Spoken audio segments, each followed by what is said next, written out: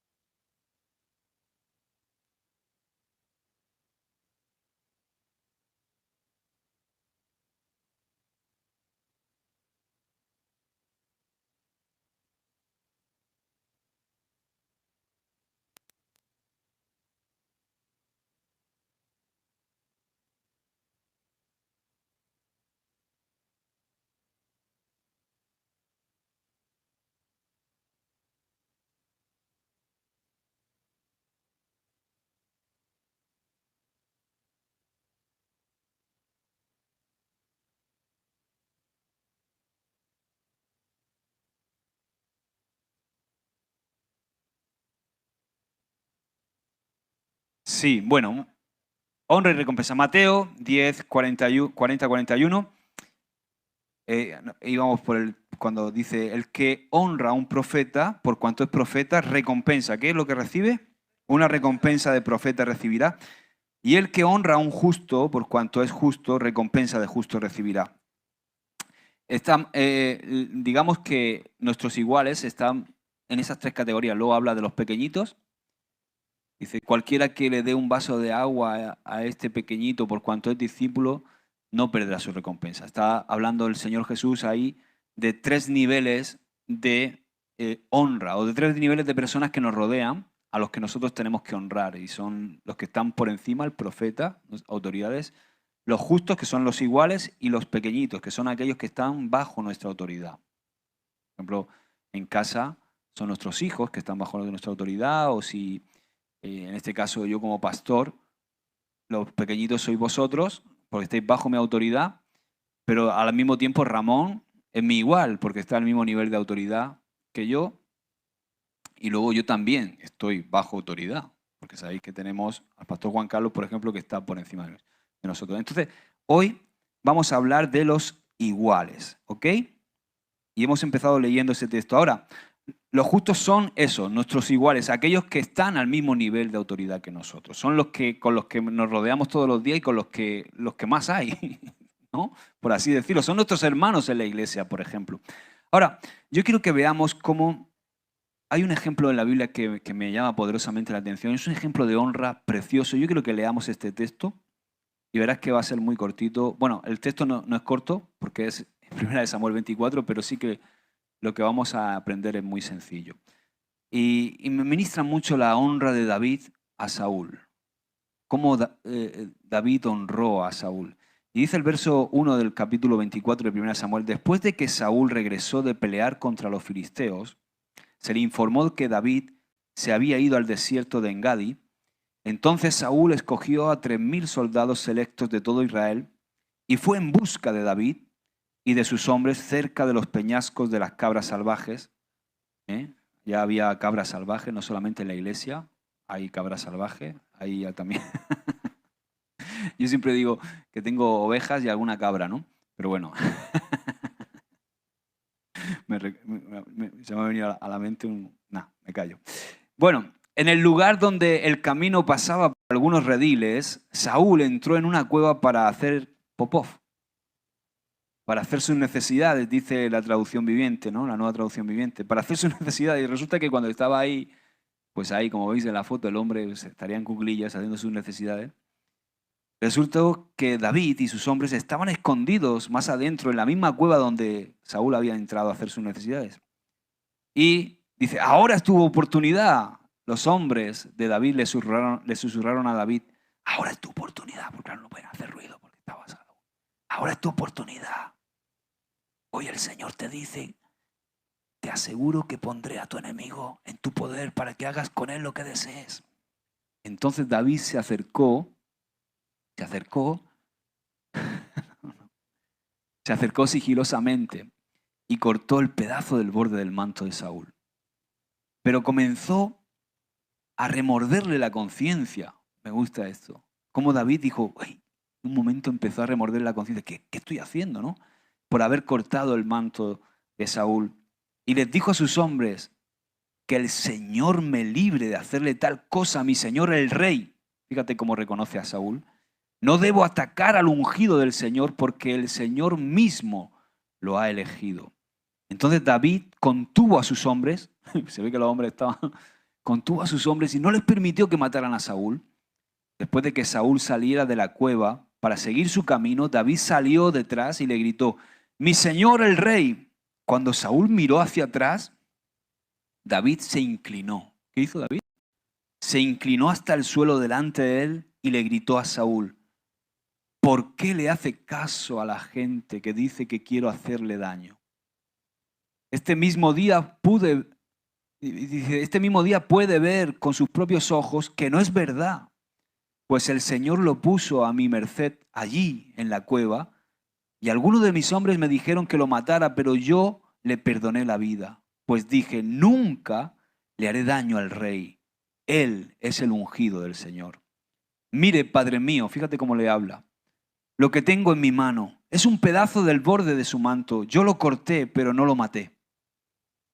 Esto prueba que no intento hacerle daño y que no he pecado contra usted, aun cuando usted me ha estado persiguiendo para matarme.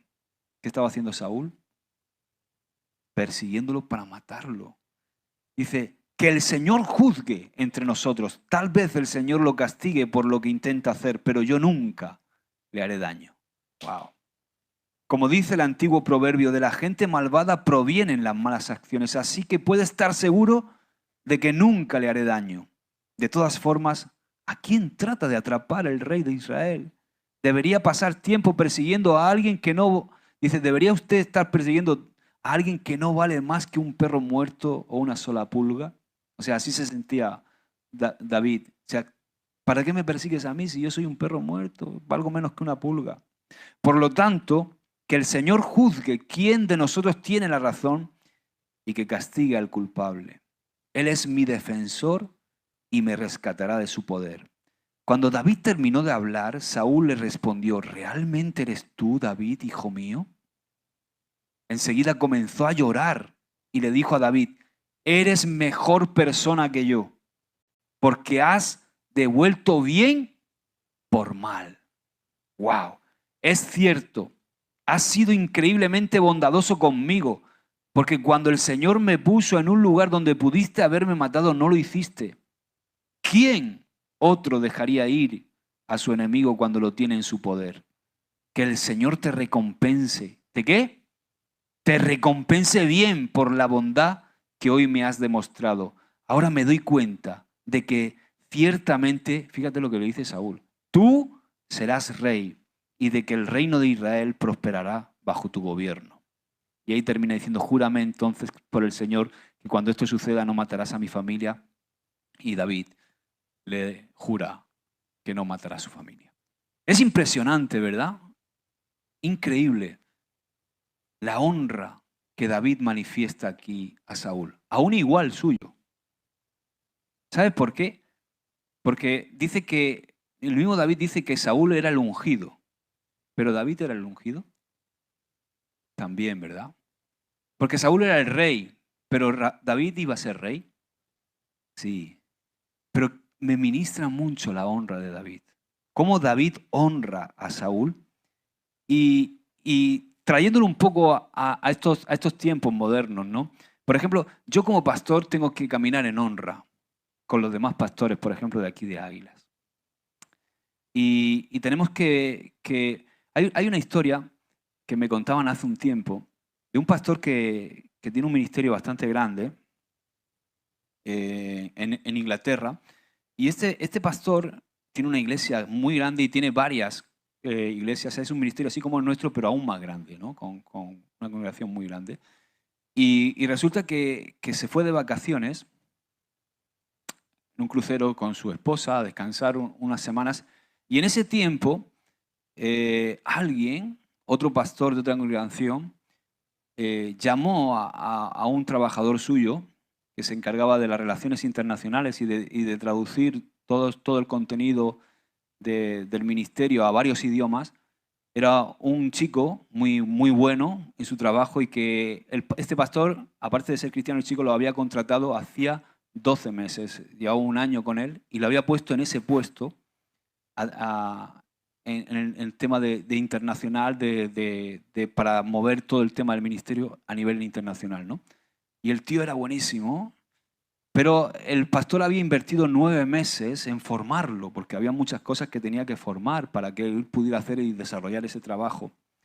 Y resulta que cuando este pastor se va de vacaciones, otro pastor de una congregación de la misma ciudad llamó a este joven y le ofreció un puesto de trabajo, doblándole el sueldo. Y cuando este hombre este pastor vuelve del crucero, resulta que cuando llega, había estado, claro, sin el teléfono móvil. Cuando baja del crucero, dice que cuando conectó el teléfono móvil empezaron a llegarle todos los mensajes de gente de la iglesia diciendo que fulano de tal, resulta que el pastor fulano de tal. ¿Por qué? Porque aprovechó un momento de vacaciones y fue por la puerta de atrás, como yo digo. No fue por la puerta, no fue al pastor a decirle, oye, que tengo que ofrecerle un puesto de trabajo. No lo hizo bien, sino que fue a escondidas por detrás y se llevó a ese chico. Y entonces este pastor dice que estuvo 2 días intentando perdonarlo y no podía perdonarlo. Y resulta que llegó un momento en la presencia del Señor que él sintió de repente hacer algo, ¿no? Y entonces fue y llamó a este pastor. Por favor, quiero verme contigo y tal. Y entonces se encontraron en un lugar y este hombre le dijo, quiero que sepas lo que tu acción ha hecho. Ha hecho que se pierdan 9 meses de trabajo, de inversión para formar a este joven. Y no solamente hemos perdido eso, sino hemos perdido un trabajador brillante.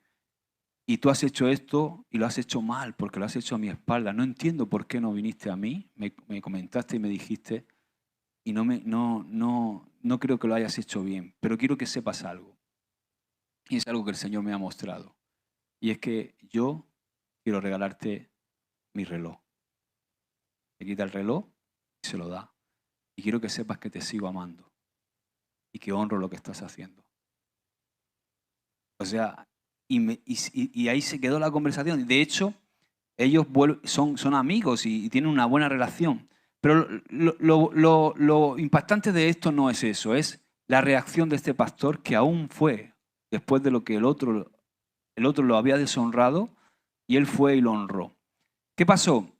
Que 6 meses después, este pastor contrató a un chico que duplicaba el trabajo del que se había ido. O sea, ese es el testimonio, ¿no? El testimonio es que el Señor recompensó la honra que dio este hombre a un pastor que no le había honrado, la recompensó esa honra dándole un empleado que era 2 veces mejor que el otro. Entonces, es para que podamos ver cómo a veces, por ejemplo, en el ministerio muchas veces tenemos que llevar cuidado, sobre todo hay pastores que parece que hacen proselitismo, ¿no? Que están como... aquí, si viene una oveja de otro redil, como yo digo, yo tengo que honrar al otro pastor. Yo no puedo hablar mal del otro pastor. Incluso cuando la oveja se pone, es que en el otro lugar, en el otro sitio, es que el pastor, es que no sé qué, no sé cuánto. No. Aquí, tú vienes, tienes que venir con la bendición de tu pastor. Si quieres congregarte con nosotros, te puedes congregar cuando quieras, pero si quieres ser parte de este redil, tienes que salir bien del lugar donde te fuiste. Yo tengo que hablar con tu pastor, porque las ovejas no son nuestras, son del pastor de los pastores. Amén, que es Cristo Jesús. Entonces, tenemos que caminar en esa honra. Este tipo no fue por la puerta, que era el pastor, sino que fue y aprovechó un momento donde el pastor no estaba para robarle, entre comillas, una oveja. Y lleva cuidado con esos pastores que tiran el manto. O sea, los que te digo, ¿no? Esos que, ¿cómo estás? ¿Cómo estás en tu congregación? ¿Y tu pastor? ¿Te visita? ¿No te visita? ¿Por qué? Porque es más fácil, ¿no? Llenar la iglesia de gente convertida ya que salir y predicar el evangelio. Así que yo debo honrar a mis compañeros de ministerio, aunque ellos incluso no me honren a mí. Eso no tiene por qué. Yo no tengo por honrar porque me honran. De hecho, Jesús nos enseña eso, ¿no? Las mejores recompensas llegan a nuestra vida, especialmente cuando honramos a la gente que no nos honra. Yo me he dado cuenta, esto es mi experiencia personal. O sea, Dios recompensa especialmente cuando honramos a la gente que no nos honra. Mira lo que dice Mateo 5:46. Si solo amas a quien te ama, ¿qué recompensa hay por eso? Dice, hasta los corruptos cobradores de impuestos lo hacen lo mismo. O sea, cuando amamos a los que nos deshonran, es cuando la verdadera recompensa del cielo llega. Dice Romanos 12, verso 9, dice, el amor sea sin fingimiento. La palabra fingimiento ahí en el original es la misma que hipocresía. O sea, el amor sea sin hipocresía. ¿Qué quiere decir hipocresía? Es encubrir el verdadero carácter. Ahí lo tenemos, mira, dale para adelante. Definición de hipocresía, el encubrimiento del verdadero carácter o intenciones de alguien. Dice, es una acción externa que no se alinea con nuestra motivación interna. O sea, es fingir. Es cuando tú estás pensando una cosa dentro, pero por fuera estás haciendo otra distinta, ¿no?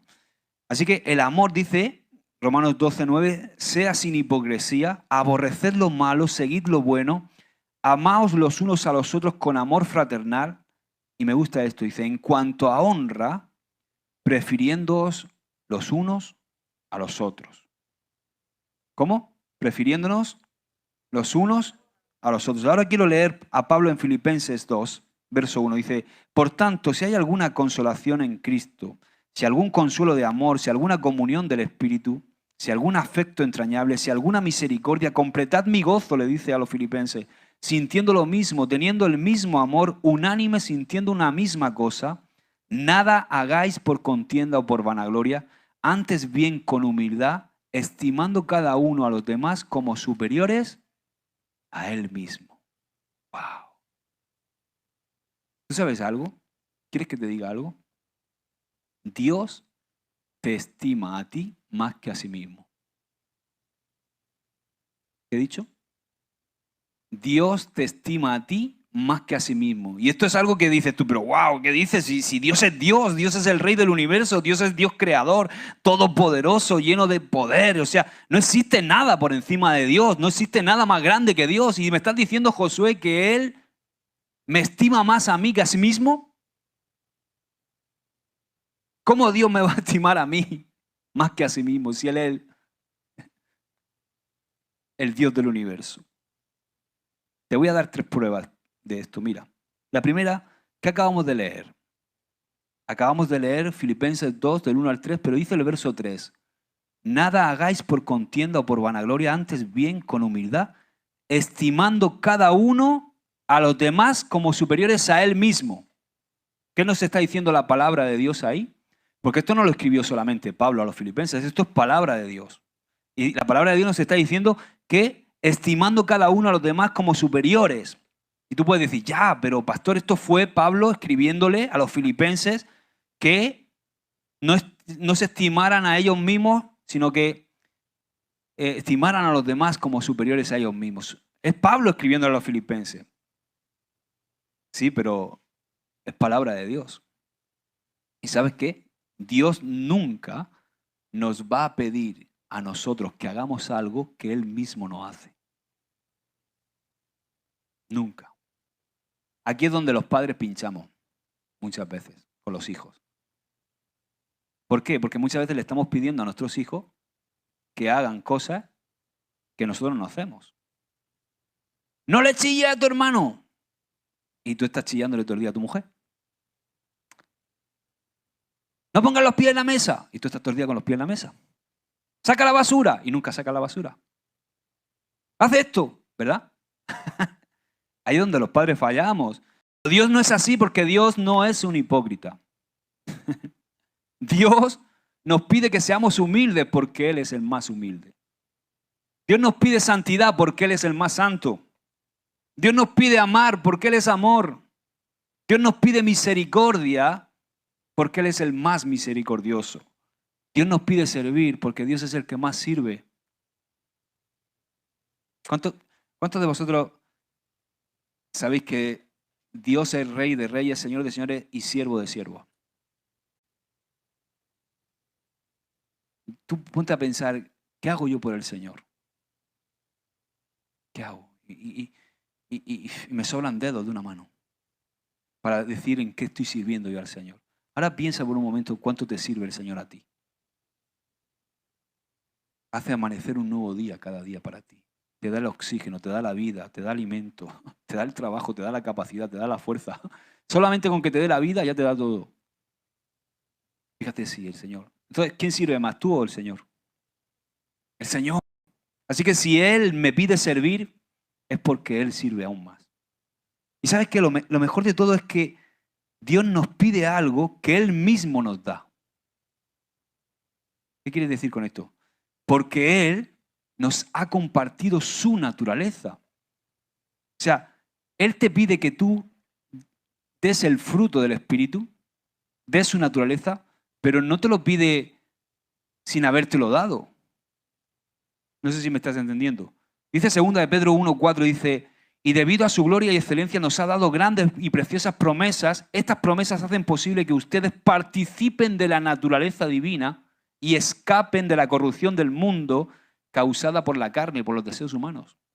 O sea, que Dios me pide que yo sea paciente, que yo tenga gozo, que yo tenga amor, que yo tenga misericordia, que yo sea humilde, que yo tenga dominio propio. Me lo pide. ¿Pero por qué me lo pide? Porque me lo ha dado. ¿Te das cuenta? Me lo ha dado a través de la nueva criatura. Cuando nacemos de nuevo, Él nos da la nueva naturaleza, que es Cristo en nosotros, el nuevo hombre, como dice Pablo. Y Pablo es el mismo que nos dice, despojaos del viejo y revestíos del nuevo. O sea, que cuando Dios me dice que sea humilde, Él me ha dado la capacidad. Dice que nada sube al cielo que no haya descendido. O sea, ¿qué es lo que sube al cielo? Todo lo que yo hago en el Espíritu sube al cielo.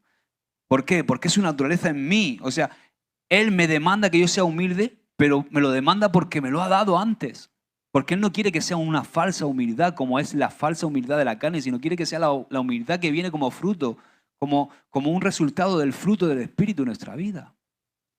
O sea, yo no tengo que estar intentando ser humilde. Si yo vivo en el Espíritu, soy humilde. ¿Tú has visto alguna vez un manzano? ¿Has visto un árbol, un manzano? ¿Lo has visto alguna vez? ¿Tú lo has visto ahí haciendo fuerza para echar manzanas? ¡Ay! ¡Ah, qué trabajo me ha costado que salga esta manzana! No, le sale la manzana naturalmente, ¿verdad? No tiene que hacer esfuerzo. Pues nosotros cuando vivimos en el Espíritu, el fruto del Espíritu sale naturalmente, sin esfuerzo. Lo que pasa es que muchas veces queremos vivir la vida cristiana, carne. Y ahí es donde se hace tediosa, donde se hace duro. Porque cuando estás en la carne cuesta mucho trabajo tener paciencia. Cuesta mucho trabajo tener amor. Porque es la vida del Espíritu. Es dejar fluir su naturaleza. Y para eso tenemos que conectarnos a Él. Porque Él es la fuente que alimenta a nuestro nuevo hombre. Amén. Así que Dios no te pide nada que Él mismo no haga. Y Dios no te pide nada que Él no te haya dado antes. Qué fácil, ¿no? Qué bueno es Dios. Qué sencillo de entender. Qué difícil de aplicar.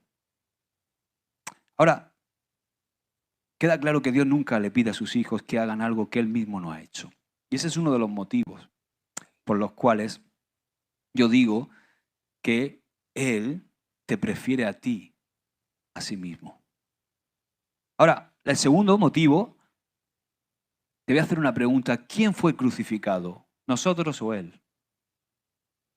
Fue Jesús. Jesús fue crucificado en la cruz del Calvario. Él llevó nuestro pecado, llevó nuestra culpa, nuestro castigo, todo lo que merecíamos, llevó nuestra ignominia, nuestra vergüenza, nuestro dolor, nuestras enfermedades. ¿Y por qué lo hizo Jesús? Porque Él nos estimó a nosotros más que a sí mismo. ¿Tú te puedes imaginar eso? Él se despojó. Dice, haya en vosotros el mismo sentir que hubo en Cristo Jesús, el cual siendo en forma de Dios se despojó. Y cuando se hizo en su condición de hombre, se hizo el más humilde de los hombres y se entregó y murió por los hombres. ¡Wow! Tremendo. Dice en 1 de Pedro 2:24, quien llevó él mismo nuestros pecados en su cuerpo sobre el madero. Así que Él te estima más que a sí mismo. O sea, Jesús nos estima.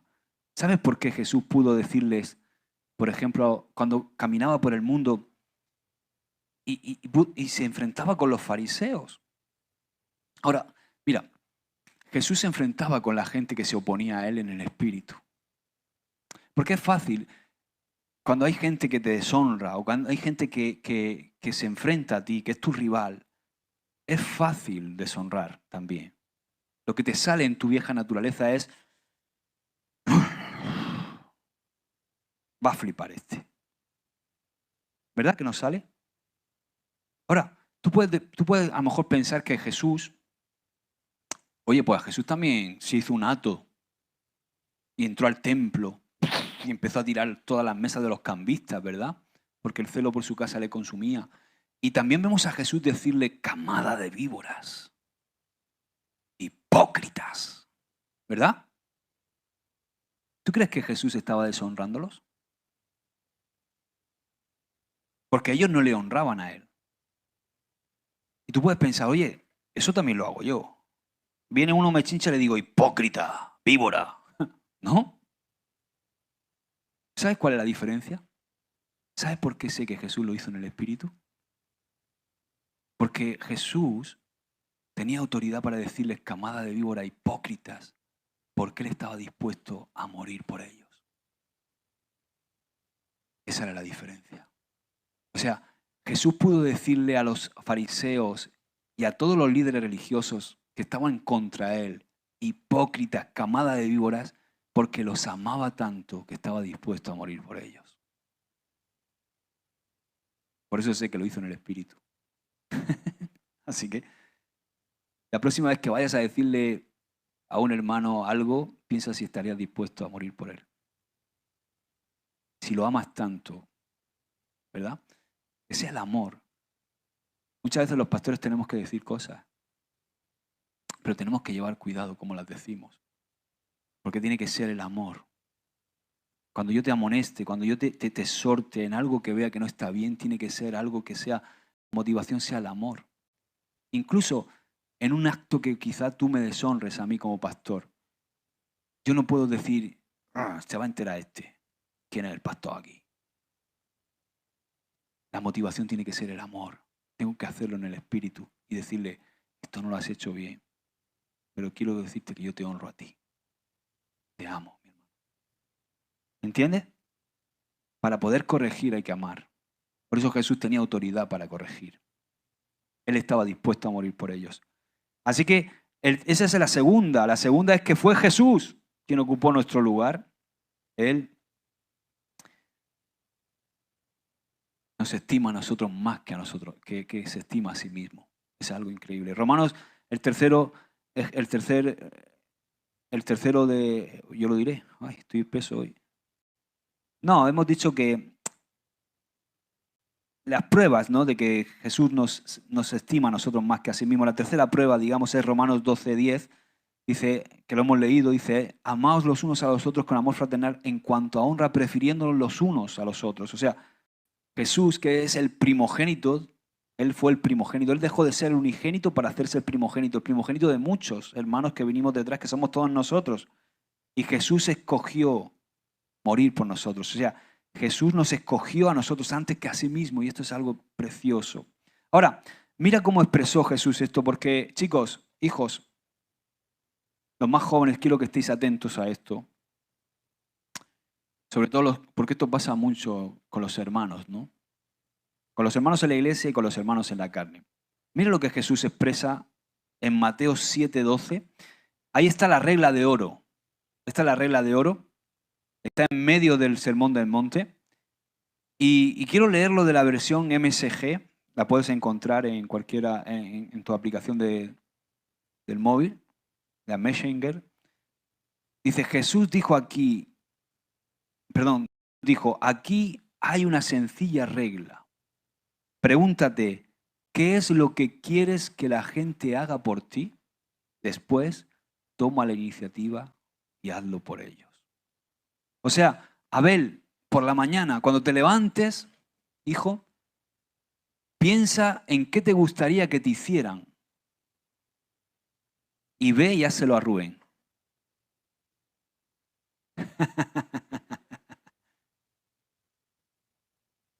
Muchas veces estoy en el sofá, sentado y digo, cómo me gustaría que me hicieran un masaje. ¿Y sabéis lo que hago? Cojo y le hago un masaje a mi mujer. Dice amén. Sí, escúchame, esa regla no falla. Si tú vives haciéndole a los demás lo que te gustaría que te hicieran a ti, tratando a la gente como te gustaría que te trataran a ti, es complicado, ¿verdad? Pero esto es una regla. Esta es la regla de oro del Señor. Te voy a contar una historia ya para terminar de un empresario cristiano que tenía una empresa muy importante y resulta que le contratan, una empresa aún más grande le contrata para que le haga, es una empresa enorme de paisajismo que hace campos de golf, ¿ok? Y este hombre se dedicaba a hacer fuentes de obra, y entonces esta empresa de paisajismo la contrata, una empresa enorme que hace campos de golf en toda España, lo contrata para que él le lleve el tema de las fuentes y todo eso. Y esas fuentes tenían un valor en el proyecto de 120.000 euros. O sea, firma un negocio por 120.000 euros, lo que eran 20 millones de las antiguas pesetas, 120.000 euros. Y resulta que esta empresa, cuando él termina de poner todas las fuentes, el material, el trabajo y todo eso, pues le pasa la factura, son 120.000 euros, lo que habíamos acordado, pero la empresa resulta que no le paga. Esta empresa grande de paisajismo que había contratado los campos de golf no le paga. Y este empresario que era cristiano dice que empezó a coger una rabia y empezó a hablar mal de esa empresa y empezó a criticar a esa empresa en todos los foros, empezó a hablarle a sus empleados de que esa empresa era... empezó a criticar y a hablar mal de esa empresa.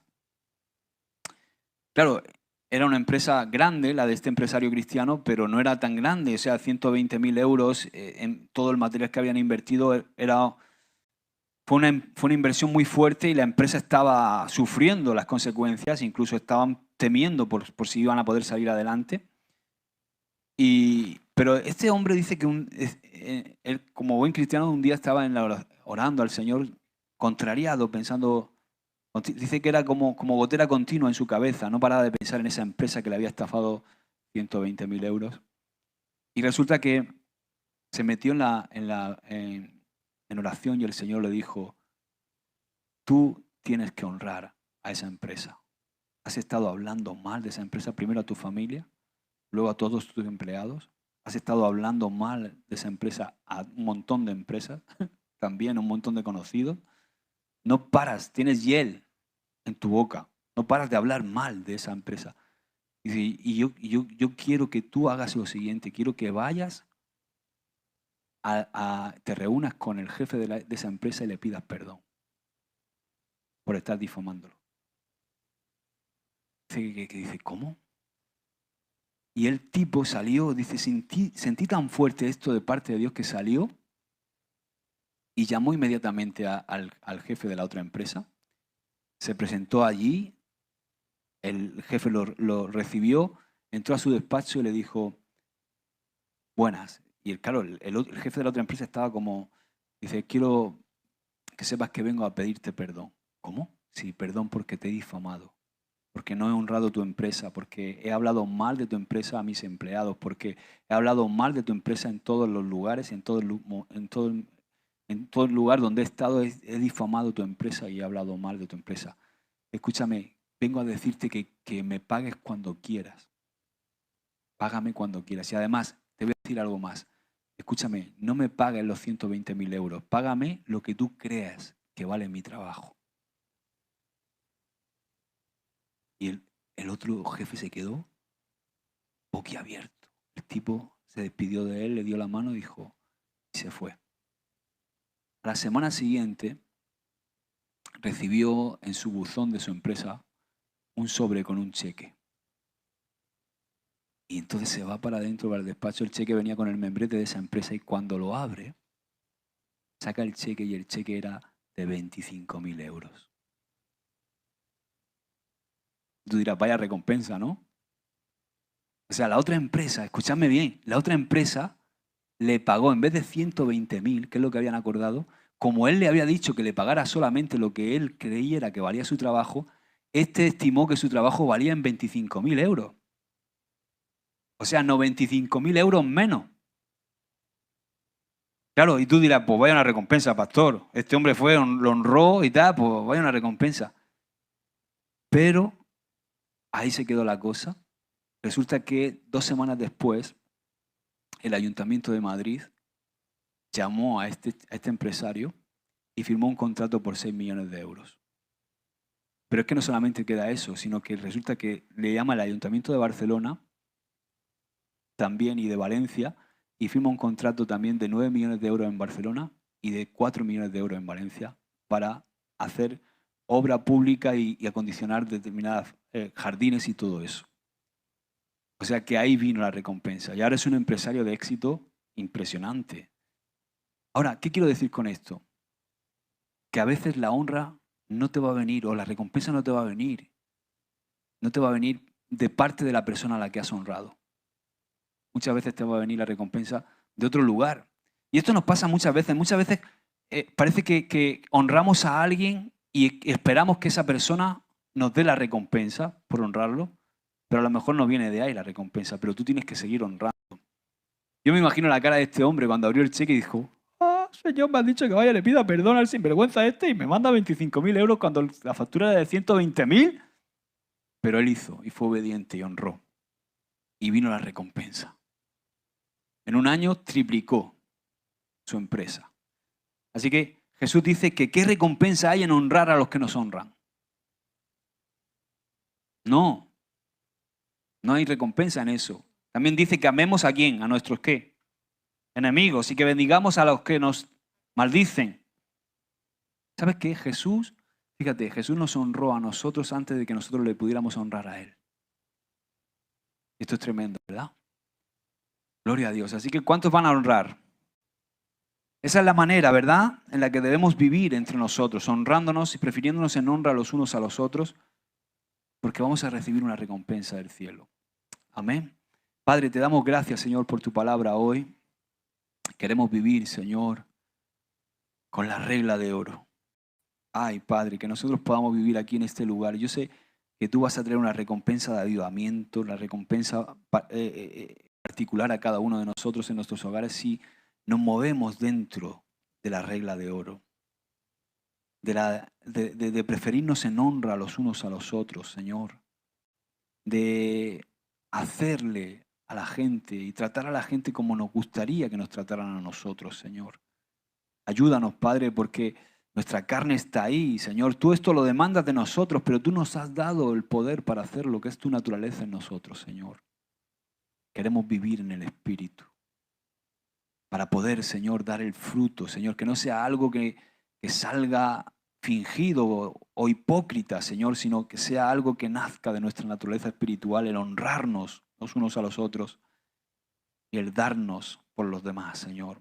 Gracias, Padre, en el nombre de Jesús. Amén y amén. Amén.